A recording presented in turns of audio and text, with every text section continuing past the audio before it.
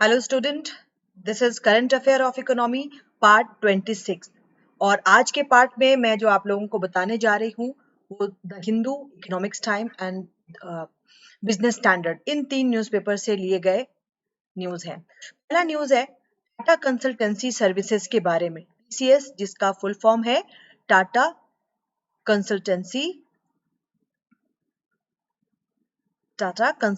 Services. Tata Consultancy services की market value Reliance से भी ज्यादा हो गई है। टाटा कंसल्टेंसीज की ये जो दो इकाई है, पहली है कैश काउ और दूसरी है क्राउन ज्वेल, इन दोनों की मार्केट कैपिटलाइजेशन के आधार पर 10 ट्रिलियन आकी गई है। तो पहली बात, हमने एक नया वर्ड पढ़ा, मार्केट कैपिटलाइजेशन, जिसको मैं आपको डिटेल में बताऊंगी कि ये क्या है।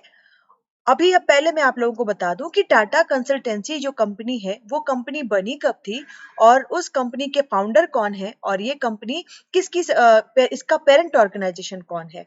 तो टीसीएस या टाटा कंसल्टेंसी सर्विसेज, इसकी स्थापना हुई थी स्टूडेंट्स 1968 में। ये काफी पुरानी कंपनी है, 1968 की कंपनी है।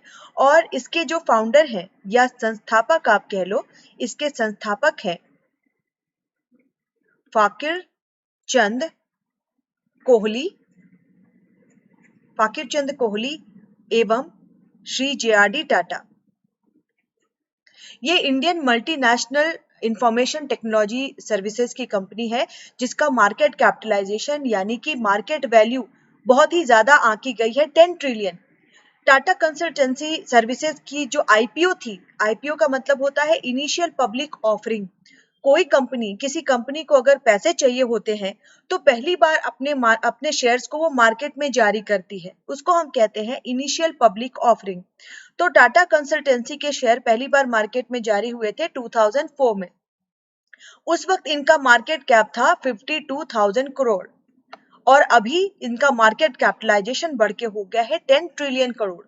इसलिए कहा जा रहा है Tata Consultancy Services first company after Reliance to cross the milestone.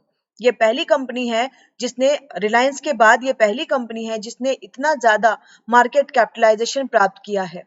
अब ये देखो, ये तीन कंपनीज के, टाटा कंसल्टेंसी सर्विसेज, एसेंचर और आईबीएम, इन तीनों में देखो तो market capitalization, Tata Consultancy Services का ये जो नेवी ब्लू कलर है, मार्केट कैपिटलाइजेशन यानी कि मार्केट वैल्यू इनकी लगातार बढ़ी है और अक्टूबर 5 के बाद ये बहुत ही ज्यादा हो गई है।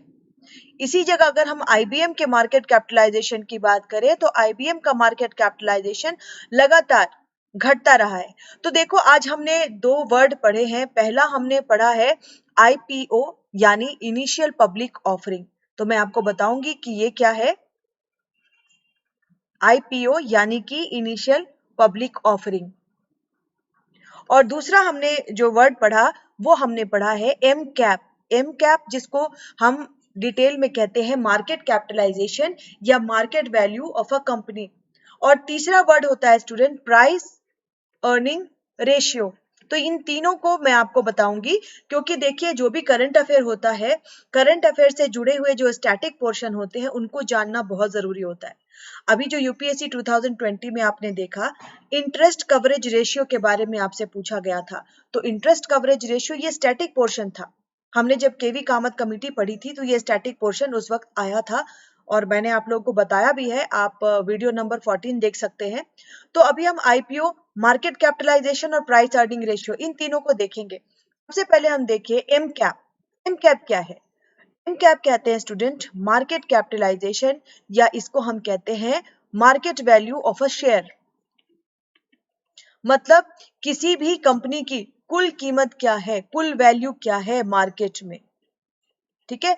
और मार्केट कैपिटलाइजेशन के आधार पर ही देखो, जो सेंसेक्स जारी होता है शेयर बाजार में, जो सेंसेक्स जारी होता है और निफ्टी जारी होता है। अगर मैं निफ्टी की बात करूं तो निफ्टी में, इसको हम निफ्टी 50 भी कहते हैं। तो ये 50 कंपनीज का चयन ये लोग करते हैं और उसके आधार पे सूचकांक जारी करते हैं, निफ्टी जारी करते हैं। और ये किस आधार पे कंपनीज का चयन करते हैं? मार्केट कैपिटलाइजेशन के आधार पे। तो मार्केट कैपिटलाइजेशन का फॉर्मूला होता है स्टूडेंट, फॉर्मूला होता है नंबर ऑफ आउटस्टैंडिंग शेयर्स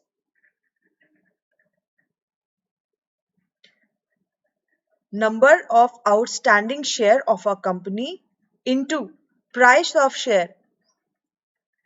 इसका मतलब हुआ कि किसी कंपनी के कुल कितने शेयर हैं जो मार्केट में है और उन शेयरों की कीमत क्या है। ठीक है, कुल शेयर को हम गुना करते हैं शेयर की कीमत से। इसको हम ऐसे भी लिख सकते हैं,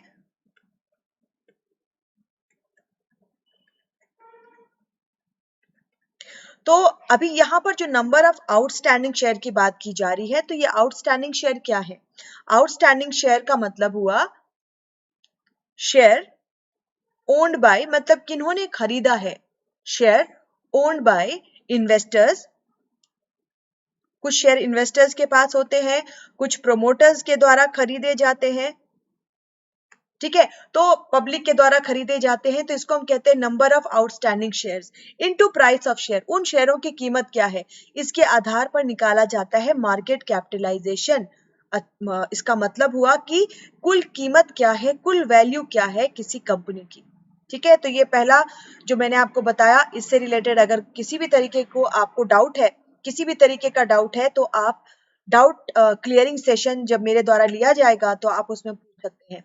दूसरा जो कॉन्सेप्ट है स्टूडेंट, वो है प्राइस अर्निंग रेशियो। अब देखो, प्राइस अर्निंग रेशियो बताता है कि किसी भी कंपनी के शेयर, उन शेयरों पर कितनी अर्निंग हो रही है। अगर किसी कंपनी का प्राइस अर्निंग रेशियो कम है, प्राइस अर्निंग रेशियो अगर कम है, तो इसको हम कह सकते हैं कि वो कंपनी जो है, उस कंपनी के शेयर जो है अंडर वैल्यूड है, यानी कि वो कंपनी जो है बहुत ही घाटे में चल रही है और उस कंपनी का प्राइस अर्निंग रेशियो कम है। अगर किसी कंपनी का प्राइस अर्निंग रेशियो ज्यादा होता है, तो हम कहते हैं कि उस कंपनी के शेयर जो है काफी अच्छे चल रहे हैं मार्केट में, और वो कंपनी जो है, उस कंपनी में इन्वेस्ट करना हमारे लिए फायदेमंद रहेगा। प्राइस अर्निंग रेशियो का भी फॉर्मूला होता है स्टूडेंट। प्राइस अर्निंग रेशियो का जो फॉर्मूला होता है वो है शेयर प्राइस, शेयर की क्या कीमत है, बाय अर्निंग पर शेयर। इसको हम लिख सकते हैं, शेयर की कीमत, मार्केट में शेयर की कीमत कितनी है और प्रति शेयर प्राप्ति कितनी है, प्रति शेयर कितनी प्राप्ति है। तो अगर प्राइस अर्निंग रेशियो ज्यादा है, इसका मतलब कि शेयर की कीमत प्रति शेयर जो प्राप्ति है वो बहुत ही ज्यादा है। अब अर्निंग पर शेयर को अगर हमें निकालना होता है, तो अर्निंग पर शेयर को हम निकालते हैं earning by number of outstanding share. Number of outstanding share मतलब प्राप्ति कितनी है, किसी शेयर पे प्राप्ति कितनी है और कुल कितने शेयर हैं, इसको हम कहते हैं अर्निंग पर शेयर। इसको हम इस तरीके से भी लिख सकते हैं कि प्राप्ति कितनी है किसी शेयर पर और हमारे पास कुल कितने शेयर हैं। तो ये दो फॉर्मूला काफी इंपॉर्टेंट है स्टूडेंट, किसी भी कंपनी के बारे में जानने के लिए। तो अगर कहा जाता है प्राइस अर्निंग रेशियो किसी कंपनी की कम है, इसका मतलब शेयर अच्छे नहीं चल रहे और अंडर वैल्यूड कंपनी है। अगर प्राइस अर्निंग रेशियो ज्यादा है, तो कंपनी बहुत ही अच्छे से अर्न कर रही है, उसके शेयर काफी अच्छे चल रहे हैं मार्केट में, और ये देखो इन्वेस्टर कितना खुश है। ठीक है, तो प्राइस अर्निंग रेशियो निकालने के लिए शेयर प्राइस बटा अर्निंग पर शेयर, शेयर की कीमत क्या है और प्रति शेयर प्राप्ति कितनी है, और अर्निंग पर शेयर निकालने के लिए कुल प्राप्ति कितनी है और कुल शेयर कितने हैं। तो चलिए हम बढ़ते हैं अपने अगले न्यूज के तरफ। अगला न्यूज जो है स्टूडेंट, वो है personal data protection bill likely to be tabled in parliament. Student, personal data, व्यक्तिगत सूचनाओं से संबंधित जो भी आंकड़े हैं, एक तो दो तरह के आंकड़े होते हैं, एक होता है पर्सनल। पहले मैं आपको ये बता दूं कि ये जो इंफॉर्मेशन की बात की जा रही है या आंकड़ों की बात की जा रही है, वो दो तरह के होते हैं, एक होता है पर्सनल और दूसरा होता है नॉन पर्सनल।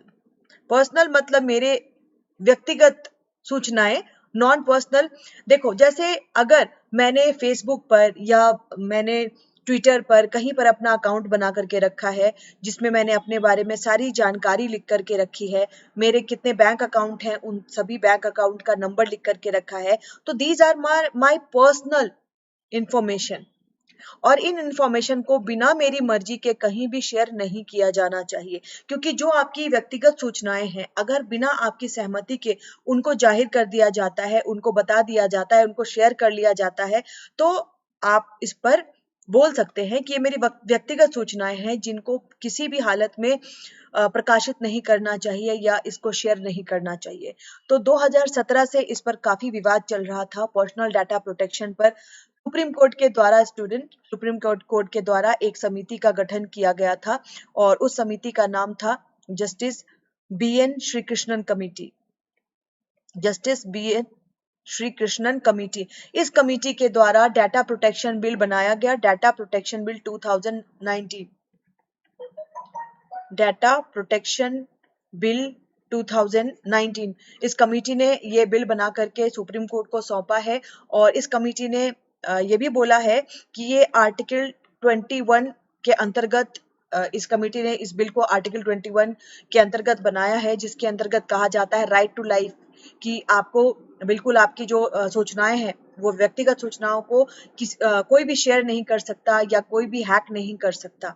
वर्तमान में इससे बचने के लिए स्टूडेंट, वर्तमान में इंफॉर्मेशन टेक्नोलॉजी रूल 2011 चल रहा है, जिसके अनुसार अगर कोई भी सूचनाएं, व्यक्तिगत सूचनाएं जाहिर की जाती हैं या शेयर किया जाता है या कोई भी आपकी व्यक्तिगत सूचनाएं चोरी करता है तो उसको IT रूल 2011 के अनुसार पनिशमेंट मिलेगी।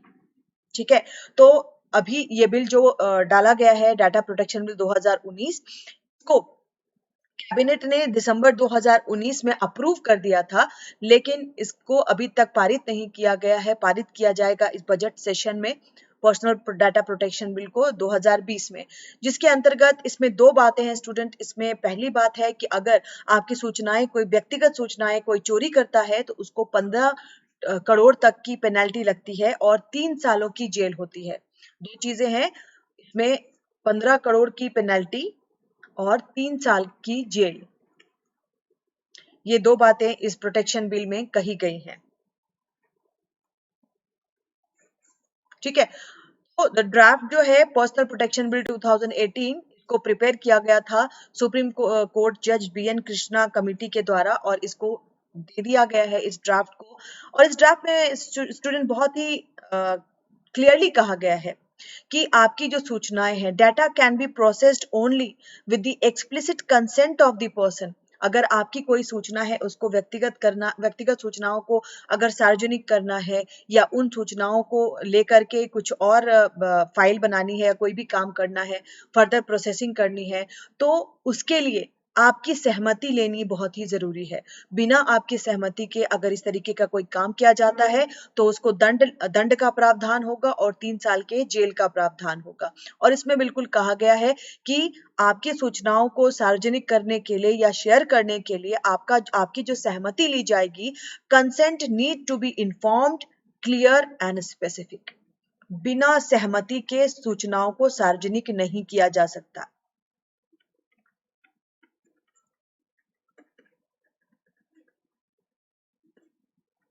इसमें 2-3 चीजें हैं, बिना सहमति के सूचनाएं सार्वजनिक नहीं की जाएंगी और अगर ऐसा होता है, वायोलेशन ऑफ रूल होता है, तो 3 साल की जेल की बात इसमें कही गई है और दूसरा मैंने आपको बताया 15 करोड़ के दंड की बात कही गई है। अभी ये बिल जैसे ही पारित होगा स्टूडेंट, इससे रिलेटेड और भी बातें आएंगी जिसको मैं आपको आगे के न्यूज में बताऊंगी। Student, this is series of economic current affair by me. Or student, this is my personal biodata. I am PhD in economics from Jammu University. I am UGC NET qualified also. And student, I have teaching experience of 8 years. And this is my mobile number. This is WhatsApp number 7891851566. तो इस पर आप अगर आपको कोई भी doubt हो तो इस पर आप मैसेज कर सकते हैं।